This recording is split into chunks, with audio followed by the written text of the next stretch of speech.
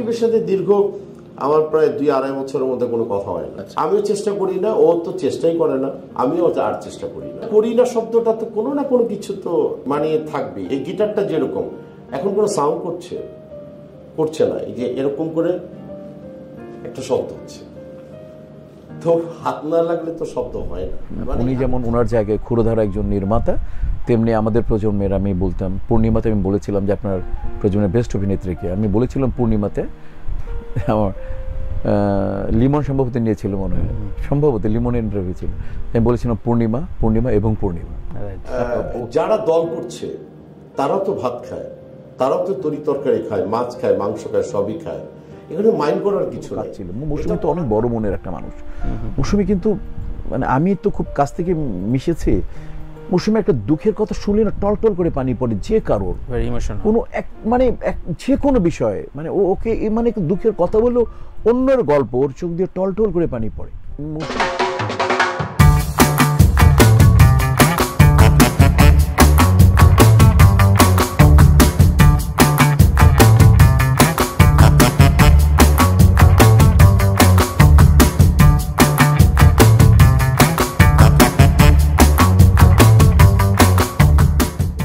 আমি চাই না যে আমার সবচেয়ে খারাপ লাগে আমার কোনো শিল্পী ভাইরা এই যে ডিটাচড হয়ে যাওয়াটা, এটা আমি কখনোই অ্যাকসেপ্ট করতে পারি না।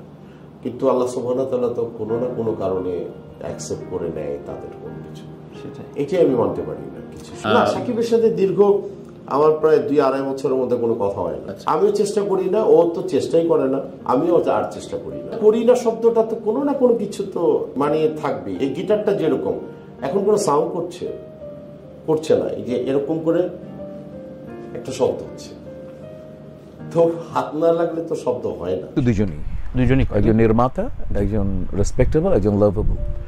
তো সেটা হচ্ছে যে এটা আমি মোটেও কাম্য করি না।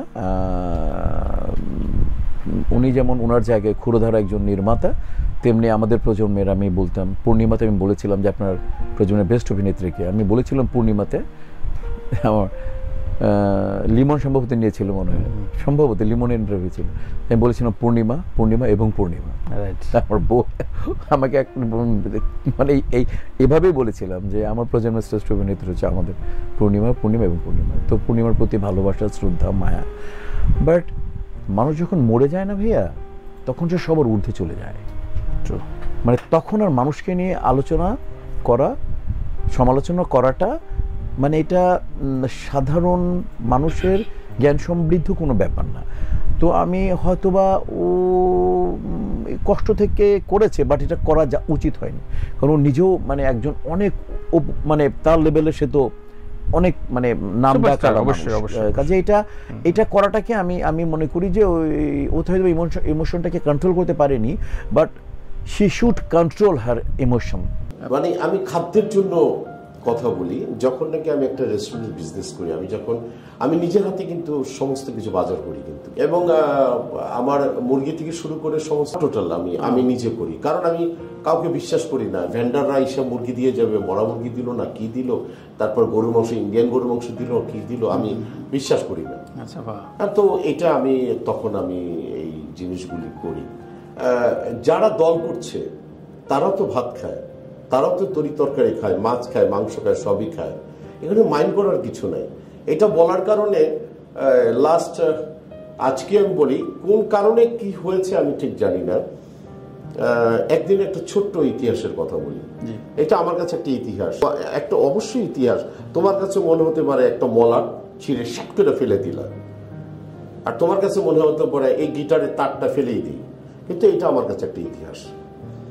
এটার কারণে হয়তো বা এরকমও হতে পারে, আই ডোন্ট নো, আমি জানি না।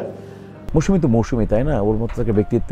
সালমানের সাথে মৌসুমী, কারণ সালমানের সাথে আরেকটু হ্যাসেল হয়েছিল, কিন্তু মৌসুমীর সাথে আমাকে জানা প্রশ্ন করা উচিত। মানে আমার মনে কোনো কাজ ছিল। মৌসুমী তো অনেক বড় মনের একটা মানুষ।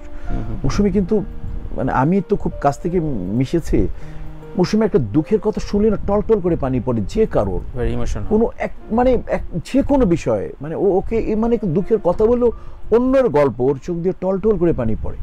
সোহানুর রহমান সোহান মৌসুমীকে এনেছেন, চলচ্চিত্র সমৃদ্ধ করেছেন।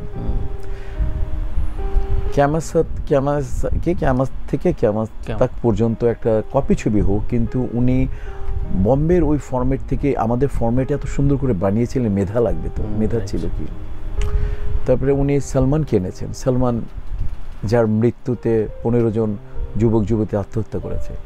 উনি সাকিবেরও আলটিমেটলি এফএম আনিকার দুজন, কিন্তু ইন্ট্রোডাকশন তো ওনার হাত দিয়ে হয়েছে, অতএব ক্রেডিট গোস টু সোহান ভাই যাবে সাকিবের ব্যাপারে, ওস্তাদ বলতে দুইজনকেই। তো এতগুলার স্রষ্টা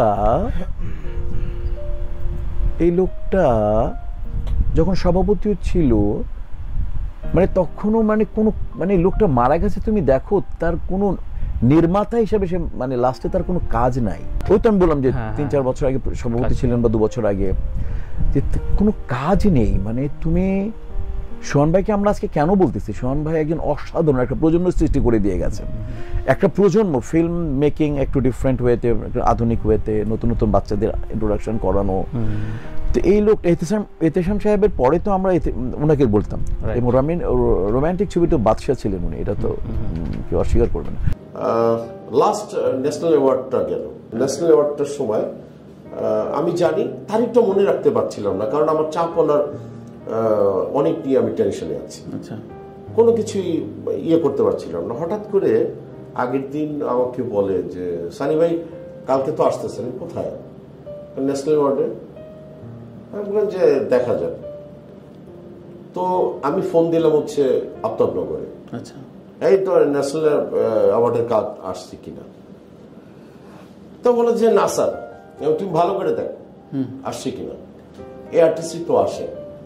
বলে যে না, আচ্ছা কালকে আবার ফোন দিব, আমি কিন্তু সাভারে আছি, কালকে ফোন দিব।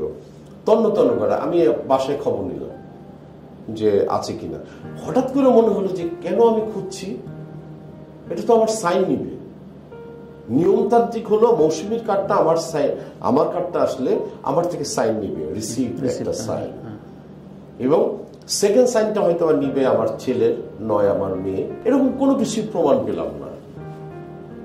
আমি যদি কার্ডটা না পাই, আমি ন্যাশনাল অ্যাওয়ার্ডে আমি যেতে পারবো না। আমি কার্ড পাইনি, আমি কাউকে দোষারোপ করছি না, আমি আমাকে রাষ্ট্রের কোনো দোষ দেওয়ার কোনো অধিকার আমার নেই।